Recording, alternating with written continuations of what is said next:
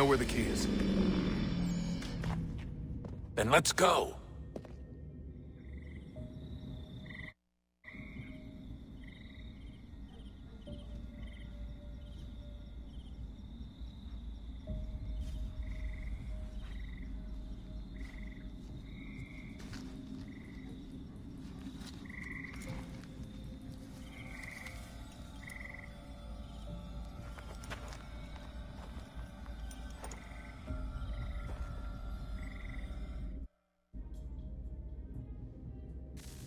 All right, time to see what's inside. Not quite. We still need to get the place powered up. Find the remaining pedestals and plug in the power sources. I'm on it.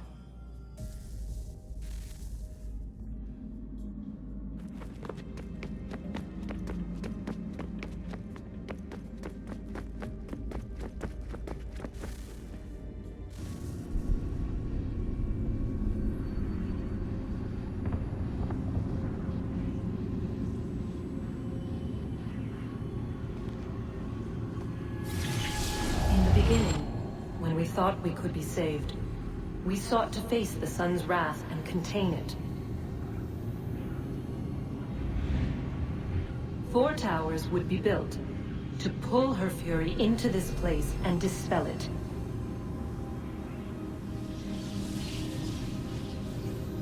But even with all we knew, with all we had, it would take too long. 1,000 years we could labor and still the work would not be done. The first tower was never completed. The project abandoned. We moved on. But while we labored on other endeavors, a few returned. They thought to automate the process. Metal might finish what flesh could not.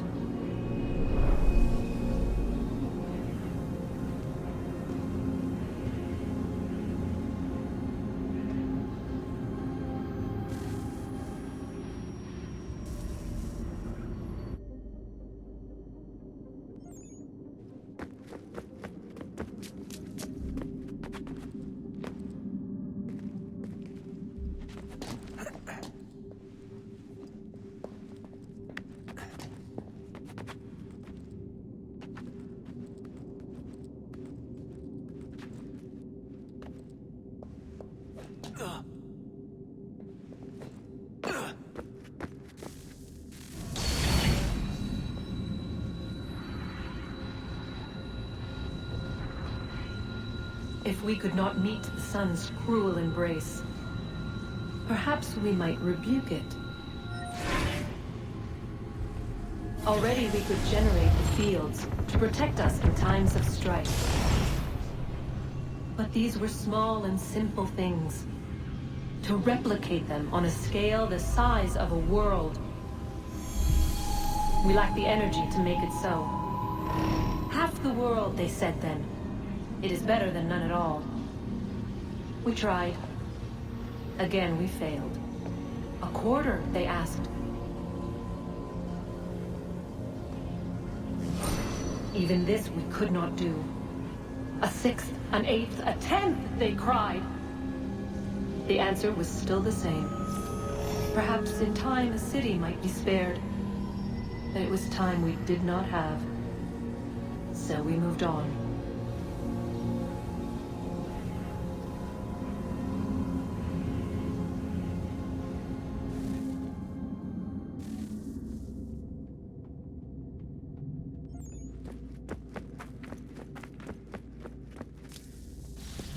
Wonder what's inside.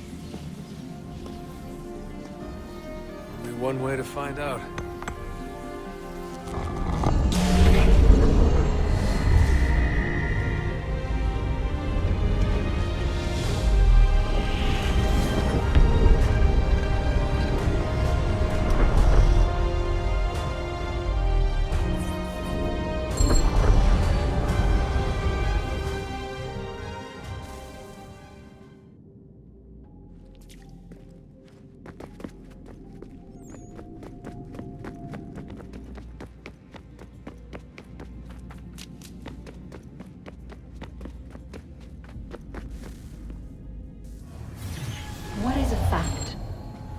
Is it fixed?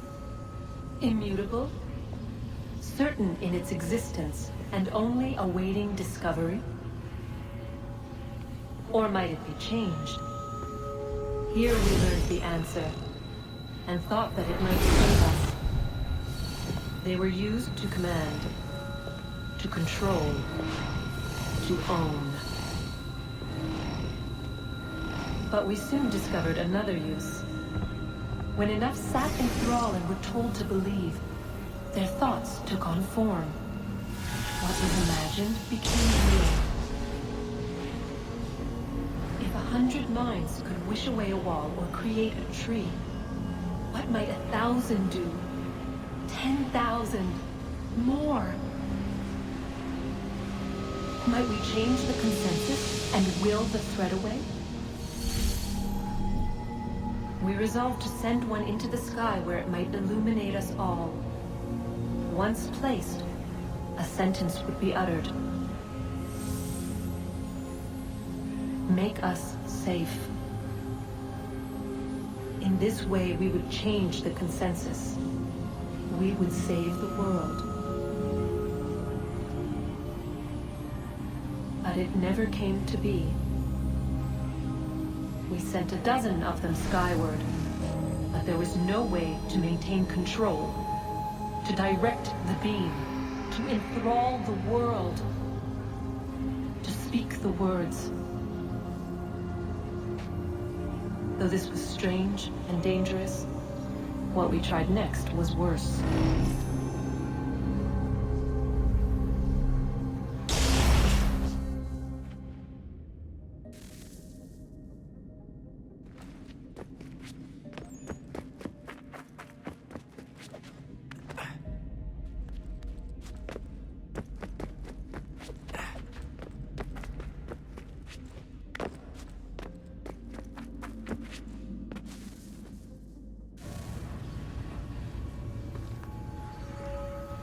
Our first instinct was to travel back, to change the past.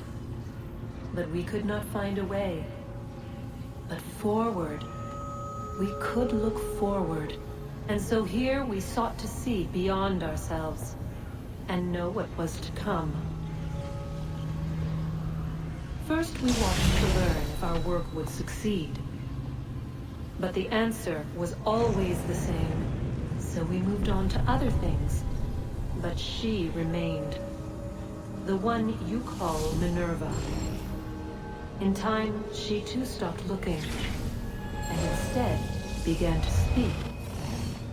She called out across time, in the hopes that you might be saved. She hid messages where none might find them, save for you and those within this place. Fascinating. Tired of it. The cryptic warnings, the threats. Just tell us what you want! But they are. We saw the Nephilim there. We seemed like grasshoppers in our own eyes, and we looked the same to them. Imagine trying to explain all this to a 2-year-old, to a grasshopper. When they said the will of the gods was unknowable, they meant it. Literally. I killed her, you know. I killed Lucy. It was the apple, son. It was Juno. I saw what she was. What would happen if I let her live? I could have stopped myself. I mean, there was a force there. But I didn't have to. I chose to. Desmond. Lucy was going to betray us and take the apple back to Abstergo. I saw the satellite launched. I saw them turn it on, and then it failed. Whatever's on the other side of that door, it benefits Juno. We need to be careful.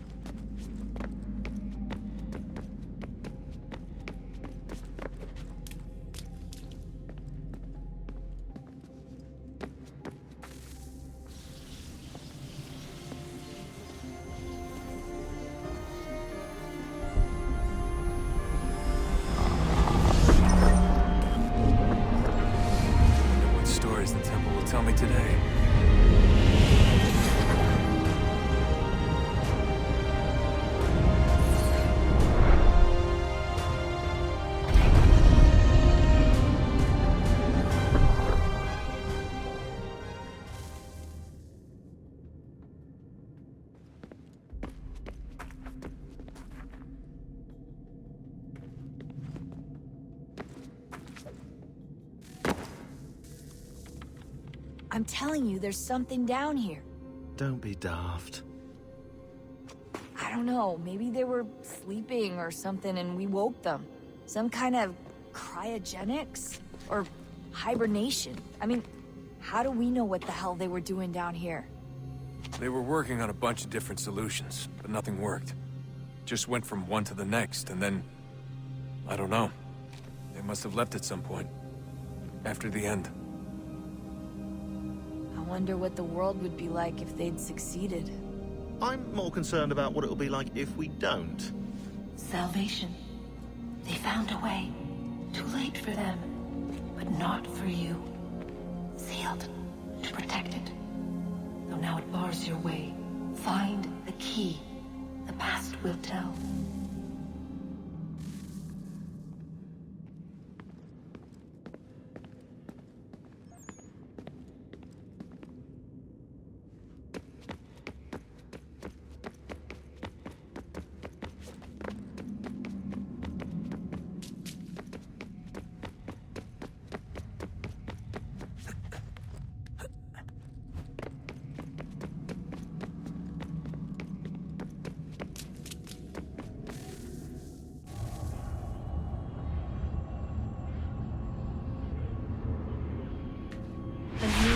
Approached, one that was dark and cold. It would consume us, for we were flesh, and flesh is frail. Though suits and shields might offer comfort, such adornments would not suffice, not to save us all. So we sought to change what we were. In this manner, we might thrive in a world made poisonous. It was Aita who volunteered to see if it might be done. Aita, my husband, my love. In the end, it changed him, ruined him. He was made a prisoner of the machines. The body might survive, but his mind became brittle to the touch. He begged me for release, for days, for weeks, for months. I pleaded with him to give us time to find another way. But there wasn't one. Not for him. Not for us.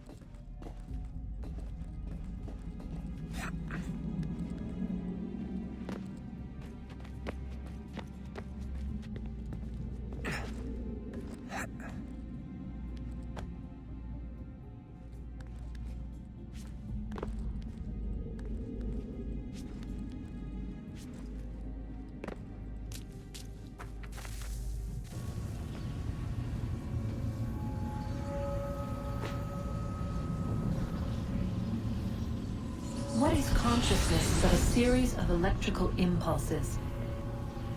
And the body a vessel to hold these sparks. But it is weak. In time, it decays and crumbles into dust.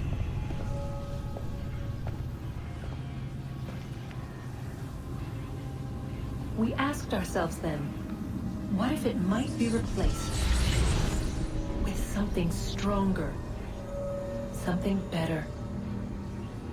So we forged a new vessel, one that might endure. It proved easy enough to enter.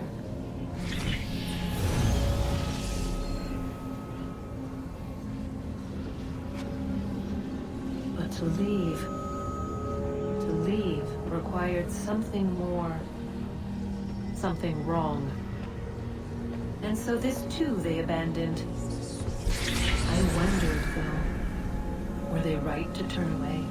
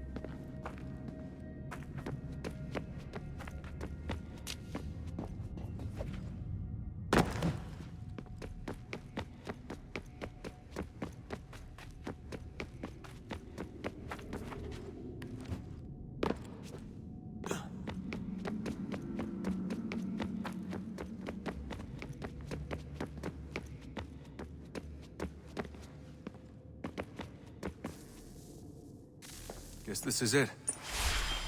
We're right behind you.